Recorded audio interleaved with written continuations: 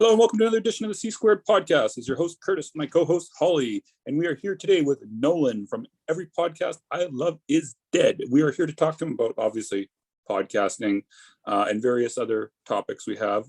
Holly is my co-host today, and she's going to bring her very proper British self to the proceedings, and hopefully we don't have it doesn't turn into a mad podcast here, but who knows with us, we do tend to get off the rails here. So anyways, to start off, just want to say thank you, Nolan, for being with us today.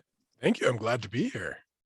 Cool. So the very first thing that we always do to start the interview off is we ask a very important question, which is, can you please give us a brief nutshell version of who you are and what you do? Sure.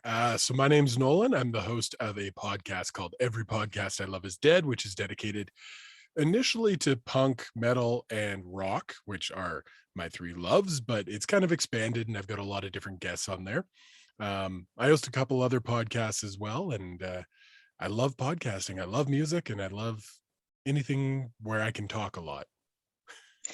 So do I. Holly's the one that doesn't like to talk a lot, but she's got the next question, so she's going to be forced to talk.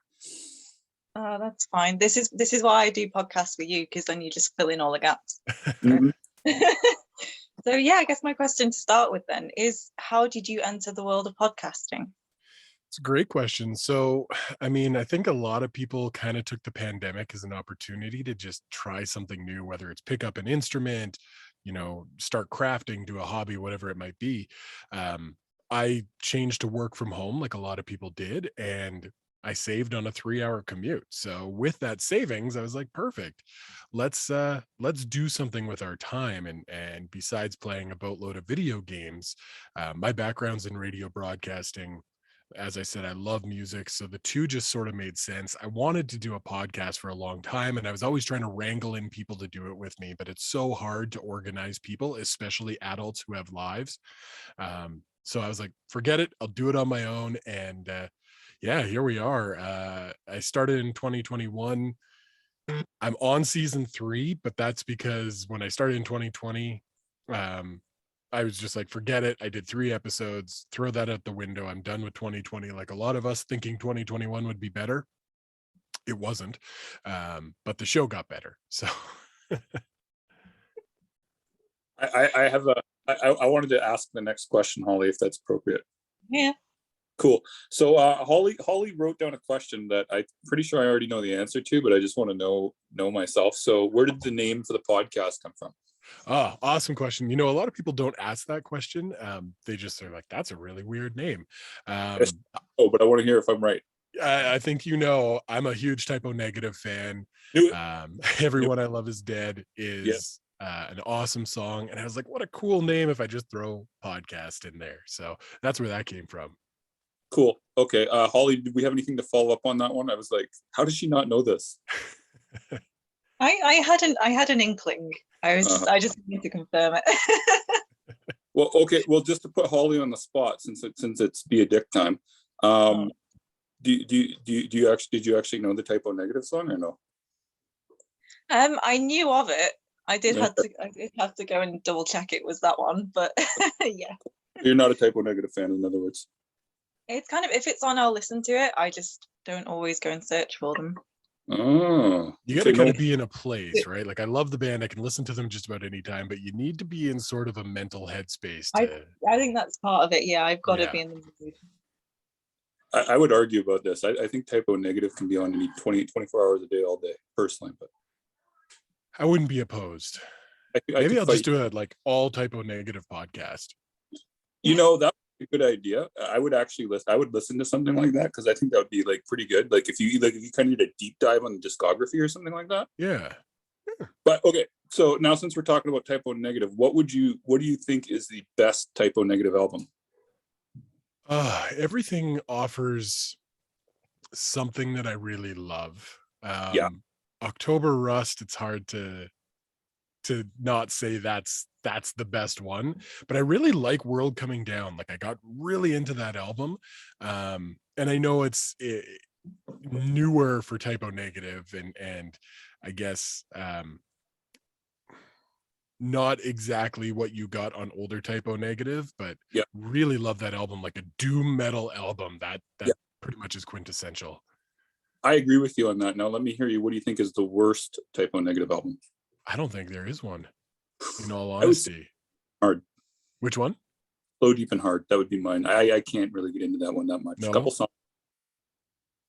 I feel like I could listen to Pete Steele sing over like a garbage truck and I would still love it. Fair enough. Fair enough. That's hilarious. Fair enough.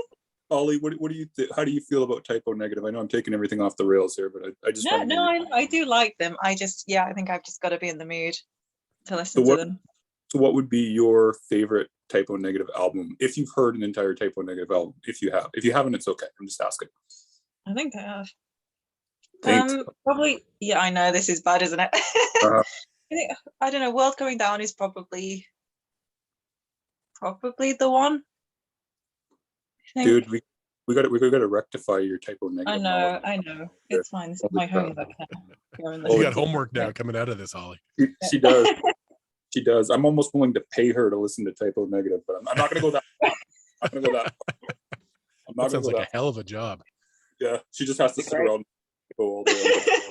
I got the next question. So apparently we're on pitching tips now. So let's talk about pitching here. So do you have any pitching tips for bands to get onto the podcast? That's a good question. So like if a band wants to get onto my podcast, what do they need to do to pitch? Pretty much. Like, yeah, what do they got to do? Like they just got to send you a DM and just be like, dude, let me on your podcast. Like, what do you want? I don't want to sound too easy, but yeah, basically. I don't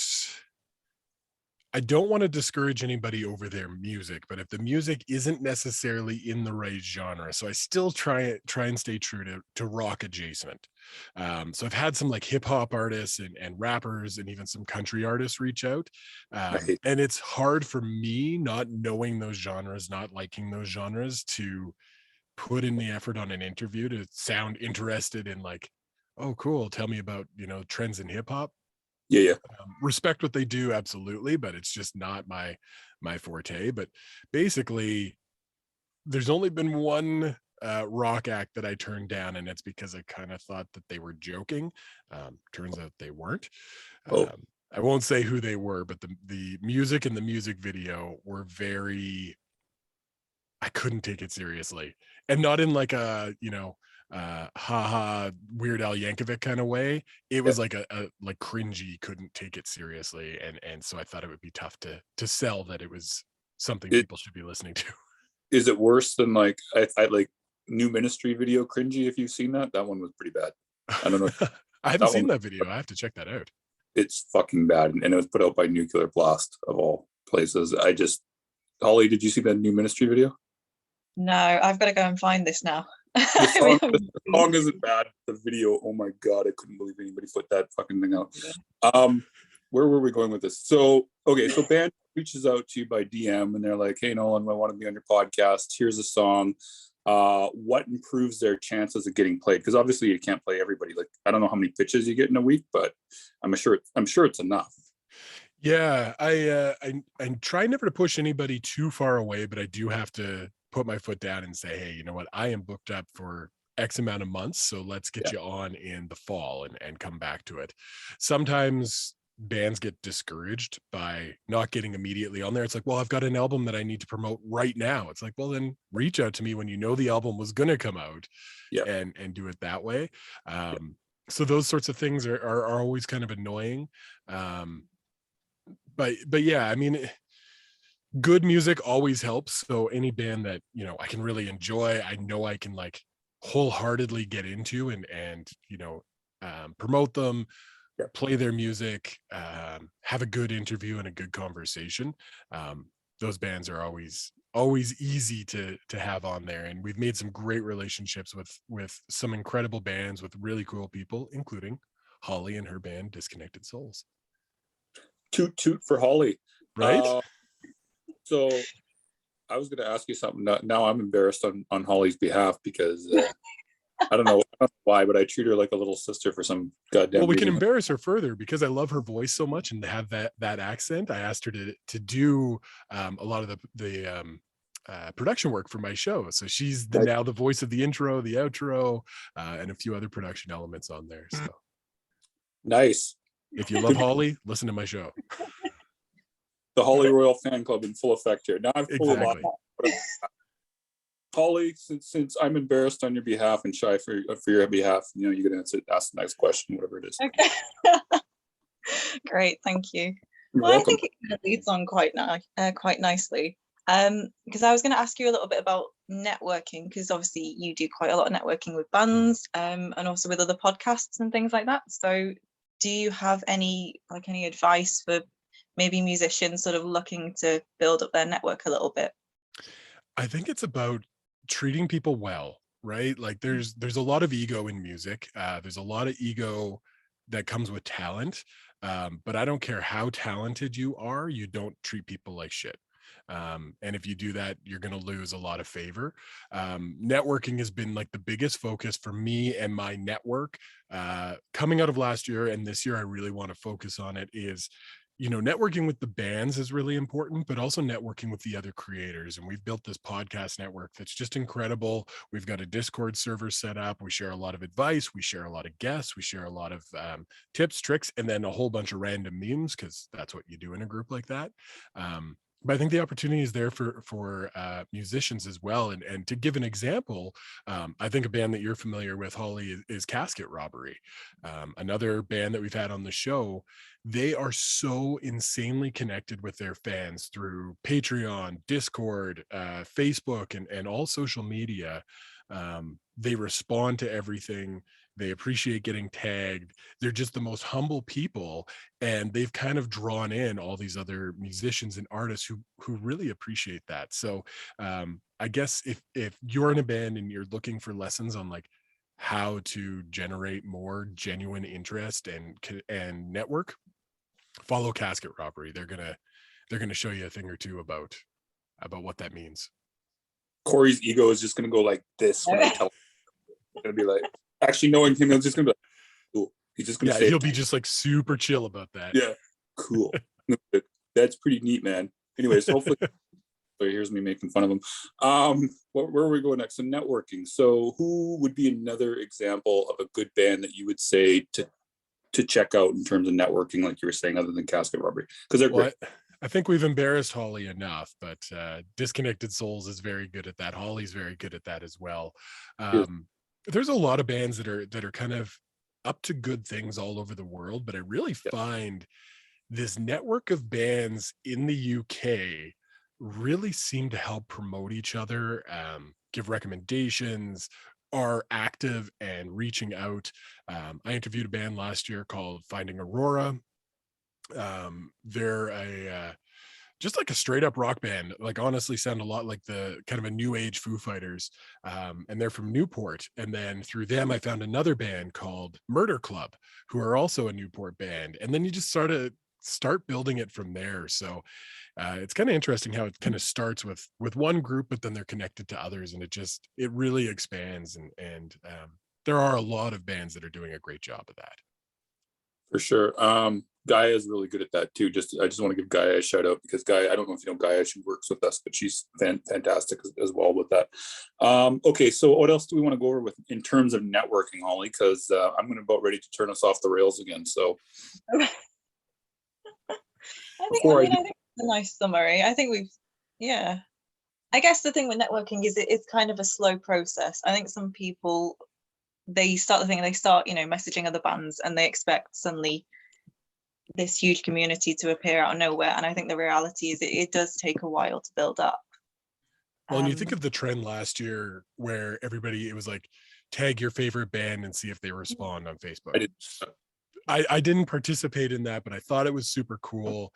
But at the same time, these bands, if they manage their social media, are getting bombarded. There's no way that they can respond to everybody. So they might hit every 1,000th tag that they get. So people hold that against bands. And it's like, honestly, most bands that are working right now aren't managing their social media. And if they are, it's going to be it's going to be tough for them to respond to everything anyway. Yeah, it's very few bands that can actually do that. I mean, there's a few that are pretty good with it, but yeah, as a general rule, it's like, yeah. Okay, so like, Holly, do we have any other questions before I go off the rails and we start going on to the magical? No, you can go off the rails. No, that's fine.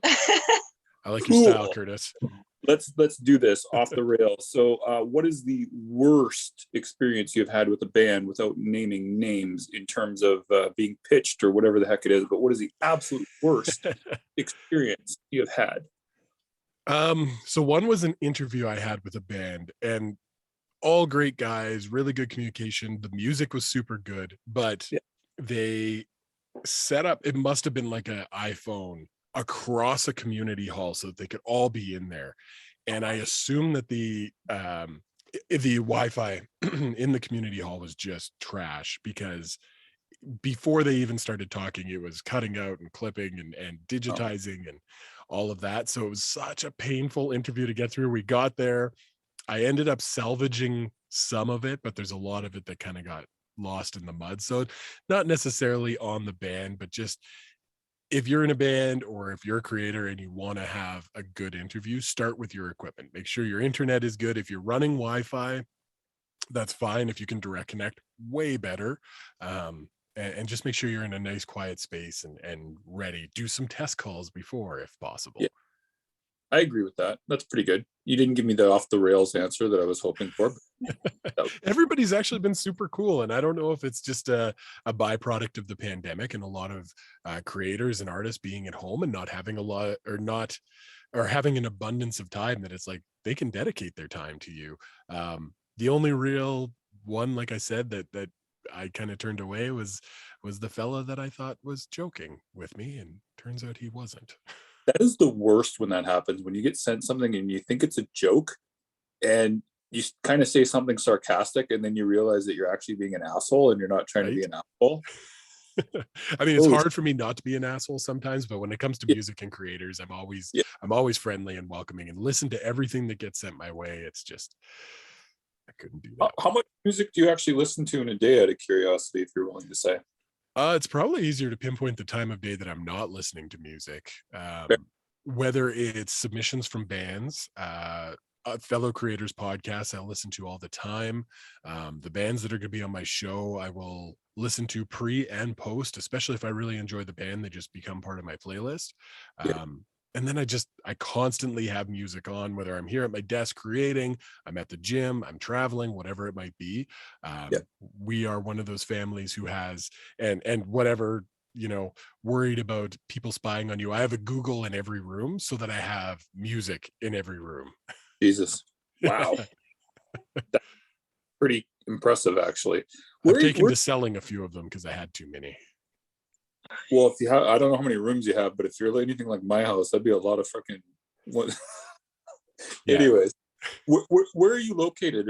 What country? You're in Canada, right? Yeah, I'm in Canada, closer to the west coast of Canada in Alberta.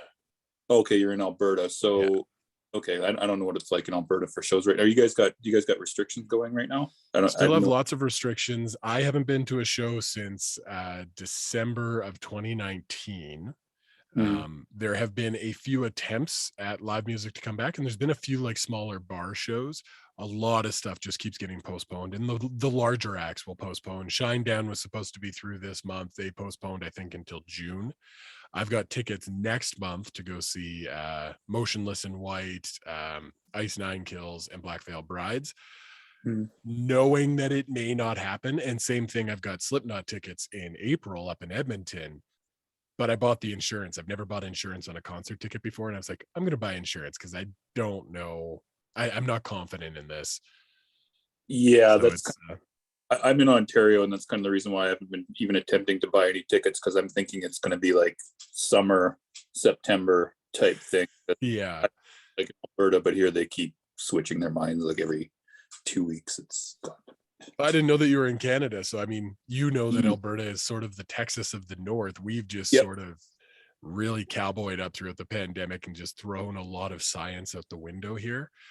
Not to get too political or divisive on it, but it's let's do it. it's just one of those things that's ongoingly frustrating. And I mean, Ontario's kind of been the opposite of that. There's been a lot of restrictions and a lot of lockdowns and a lot of like ongoing stuff. Where it's just like, we need to get back to life. You know, we've got majority of the population vaccinated at this point. So like, let's get back to it. And live music has been so impacted by this pandemic and continue to be impacted that I worry that a lot of the bands that I love, that I went to see often before, won't be back when we finally come out of this.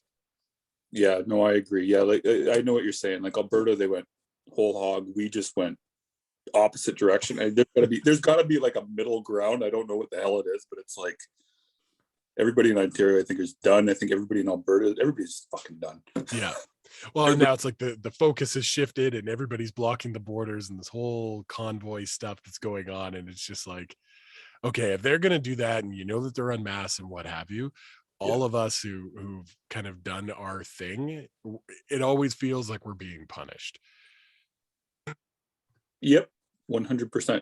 And I'm gonna stop talking about it because I realize we're probably gonna get into even more political stuff. So I should probably nip it in. So how much time we got? We got about 6 more minutes. So let's do something more off the rail. I don't mind doing political stuff. I just don't want anybody getting into fights or anything like that. I've got a lot of opinions, but I just tend not to go there on my. I don't even give my opinions. You know what I always find is the safest thing to do. Like whenever you're getting into a potentially controversial topic, Holly, you know what it is. What do I say? You just redirect the questions at me or whoever else. Or what do I say? What do you think about it? Exactly, that's what you do. You just redirect. Oh, you have an opinion about this? Great. What's my opinion? What do you think about it? And just nod your head whether you agree or not. Yeah.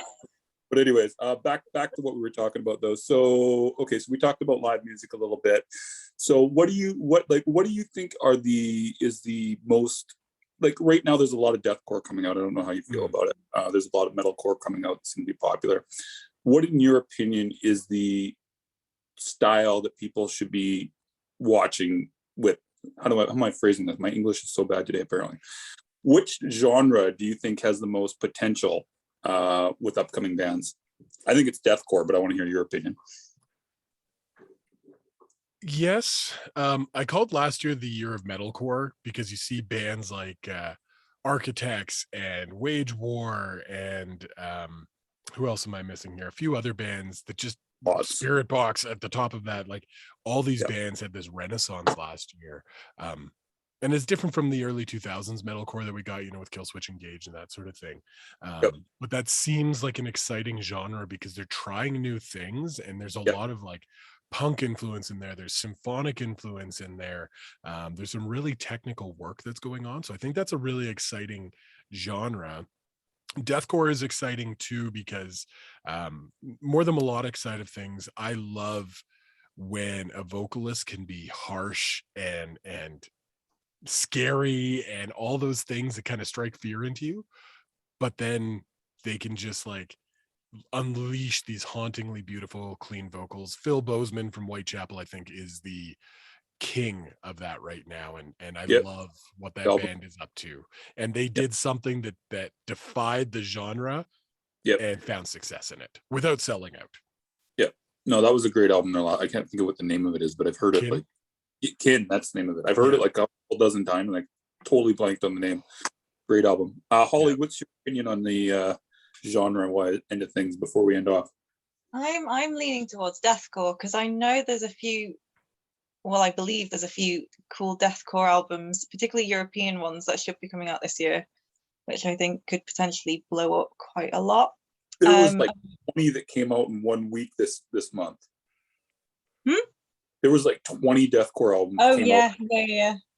But anyways, go ahead. It's big already. I mean, I absolutely love Fit for an Autopsy, and I've their heard new their album latest album. It's amazing. It's so good. So yeah, it does feel like last year was the year of metalcore, and I think this year is going to be deathcore. I think. And the funniest thing I used to fucking hate deathcore until this past year. I don't know if it's improved or if my ears have been cleaned out or something, but I don't know. You know who we should ask about their opinion on deathcore? Chris Who? Barnes. No. I'm not going. Oh, funny story about Chris Barnes before we end off. This is actually a good story about Chris Barnes. Last year, Corey and I actually got him to do a cameo for someone that we know because he's one of their favorite vocalists. And we thought he was going to be a shit show and just totally fuck it up. But he did the best cameo I have ever seen. He was very kind. He was very thoughtful. Totally changed my opinion of the dude. And then last week just totally changed my opinion again. Oh, that's somebody who should not handle his own social media either. Yeah. I think with him, and I could be wrong, and again, I know I'm being a little bit controversial, just judging by what I saw of the cameo, I highly doubt he's like that in person. I think his social media might be a little bit different than him when you're one-on-one, because just when like the way he was with the cameo was like way different.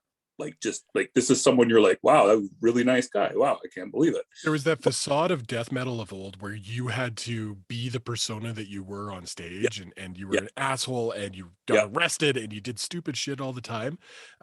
Where it's like nowadays you've got somebody like Corpse Grinder who's the big friendly guy collecting teddy bears and handing them out at Christmas time. Like you can be a nice person and still be fucking brutal. I don't think Chris gets that as a problem, so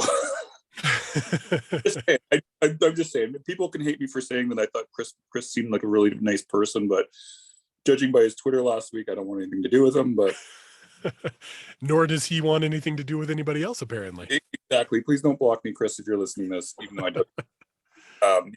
Anyways, Holly, do you have any final words that you would like to say? No, I think we've covered everything and sufficiently gone off the rails. We have, just like we're supposed to. And Nolan, do you have anything else you want to say? Controversial, non-controversial, or No, I just really appreciate the opportunity, and I kept myself succinct for you because I know we got to wrap here right away. But I appreciate the opportunity to come on and promote the podcast and just talk about music. Man, that's my favorite thing to do. Awesome. Well, it was good to have you. And with that, we are done.